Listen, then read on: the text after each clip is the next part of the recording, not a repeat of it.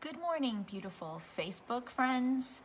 I just wanted to hop on because I made a post called Naturally Supernatural. And I wanted to hop on and just have a quick conversation about it because I kind of want to explain a little bit more. And sometimes writing a post doesn't allow you to really elaborate because let's be real, not everyone likes to read, right?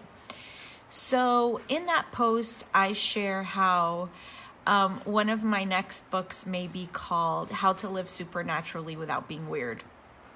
And I say that jokingly, but kind of not at the same time, because I really believe that it's possible to live supernaturally or live in the prophetic 24/7 without being weird.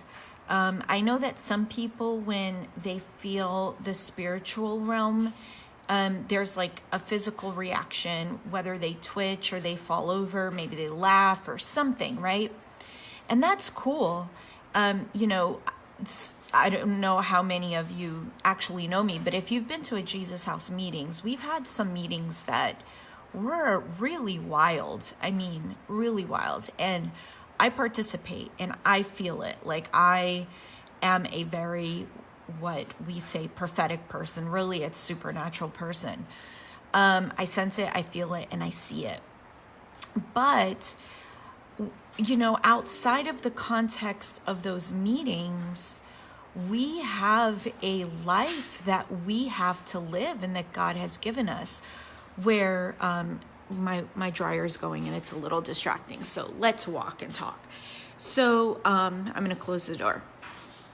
So I really believe that we can actually live supernaturally, like live in a way where we're hearing God, seeing God, feeling God, and everything in the spiritual realm, yet still have a very supernatural, very normal life. And when I use the word normal, I mean like you can function in society and live supernaturally. You can feel the spirit on something without falling over or without twitching, or you can feel a demon or an oppression without it completely taking you out. You can literally just push forward and move in the supernatural while you're doing something in the natural. So you can be responsible, you can be on time, you can go anywhere and walk into any place regardless of what's going on. I mean, I have walked into like witchcraft type stores, and let me tell you something, it's real and I can feel it. And the first time I went into a store like that, I'm telling you, you can ask my husband, this is for real, I had to walk out. I felt it so deeply in my soul that I kind of like had this little bit of a panic. But now, I mean, I've gone to places where you can feel it and I just maneuver and I kind of chuckle because I can see the supernatural, feel it, hear it without anyone perceiving that that's happening, right?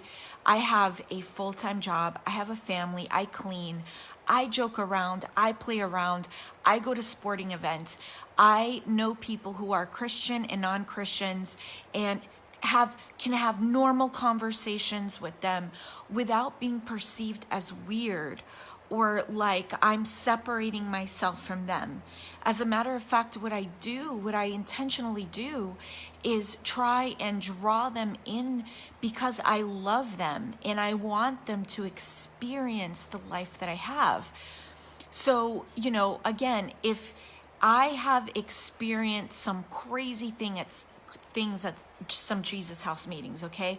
Like there have been meetings where people are falling over and anyone who would walk in would seriously think that we were drunk or high out of our minds, okay? But we can't limit the supernatural to just things like that. And we also need to know how to experience the supernatural when people who don't know it are around, so that we don't scare them and we don't push them away, because what's the point? The gifts are there for the people, right? So they're supposed to draw people to God and teach people about God.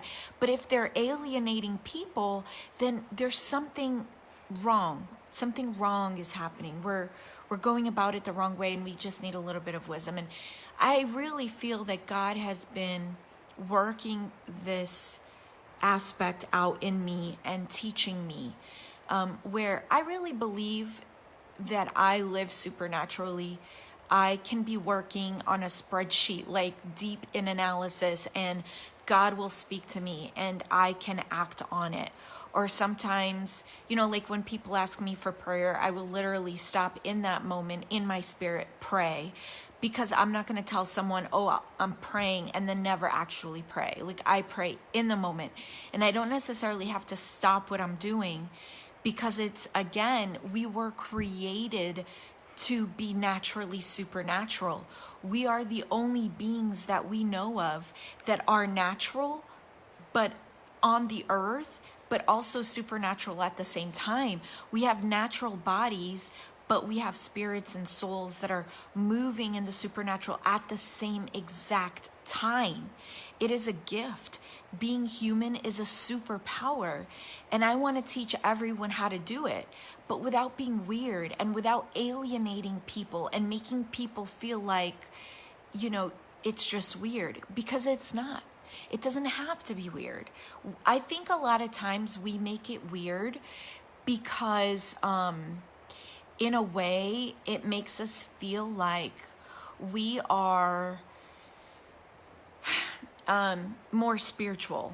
Like we're tapping into something that someone else can. And the reality is that they can. Everyone can move in the supernatural. Everyone can see in the spirit. Everyone can hear. Everyone can feel. This is the truth, and it's why so many people struggle with anxiety and depression and all these different things that they experience, and they feel alone, and they feel like no one understands. And some of them are Christian and some of them are not Christian.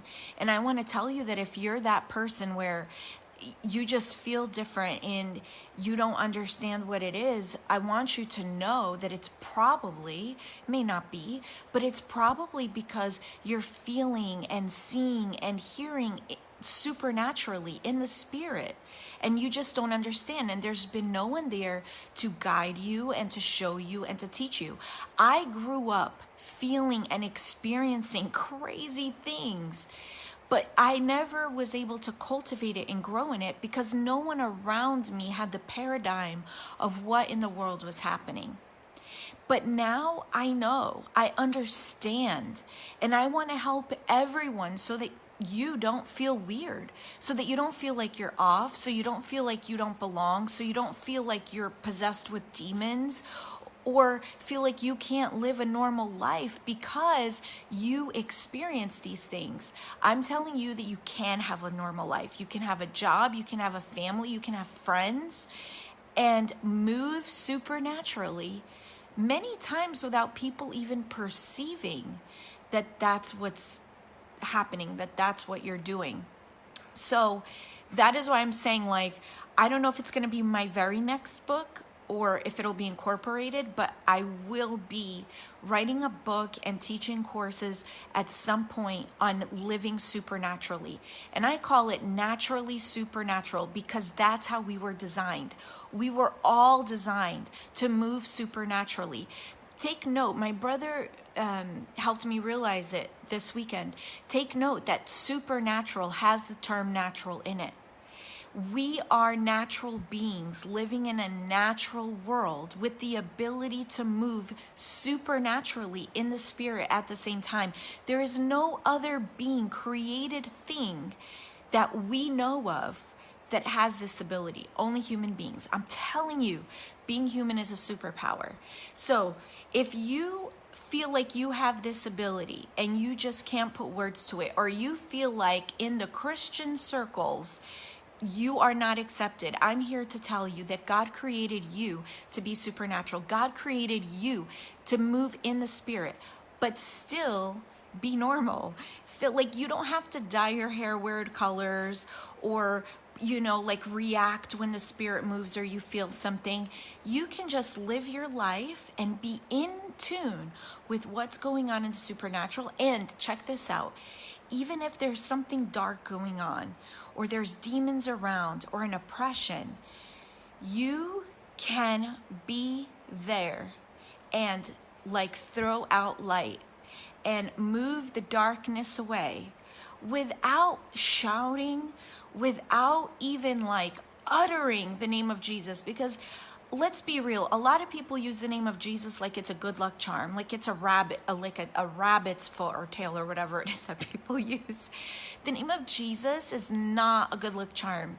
You carry Jesus. You carry the name of Jesus. In Hebrew, in that tradition, names are who people are. It's their identity. And if you are a child of God and you believe in Jesus and you are a disciple of Jesus, you carry Jesus everywhere you go. You carry the name of Jesus. Whether you say it or don't say it, the spiritual world knows you carry his name. So when you walk into a place and you feel that oppression, like I've been into places like even witchcraft stores where I feel it, you walk in that place and you need to know that you carry the presence of Jesus. And by you being there, darkness gets cast out and they will know without you uttering one word. So know this, my friend, you are not weird. You are feeling accurately, you are seeing accurately, but you can live a normal life. And with Jesus, he'll give you the wisdom on how to do it. And it's something that I really do want to teach on. So I want you guys to tell me, like, do you relate to what I'm saying? Does this make sense to you? Do you understand what I'm trying to say?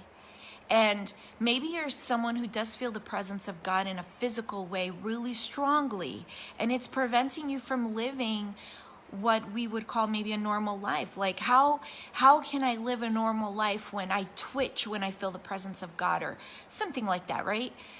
Do you understand what I'm saying? Because I feel like this is a big need in the Christian circles, because there's a huge prophetic movement and it's become a little weird. Like people are almost making idols out of physical manifestations of the spirit, just like people make idols out of demonic manifestations. And I'm over it, because we don't need to be glorifying manifestations or experiences, good or bad. We need to be magnifying the name of Jesus and God and goodness. He called us to share the good news. So I'm here to share the good news that living supernatural is possible for you and for me and for everyone else, while still living a normal, productive life, still sharing the good news and being carriers of the gospel and carriers of Jesus everywhere we go. So guys, you have a beautiful day, a wonderful Monday, and a great start to the week. And what I will share with you is this, as we part, what can you do with this message? I want you to be aware. I want you to be perceptive. I want you to notice what's happening in the spirit. But more important than that, I want you to perceive God in all of it. Because it's very easy to feel things in the spirit. But the question is, can you perceive God in his heart, in his feelings, and what he's thinking through it all?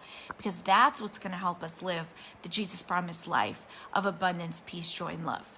So perceive it, notice it, and notice the red thread of God's love in your life, in the details of your life, in every moment, ordinary or not. I love you guys. Have a wonderful day. Bye.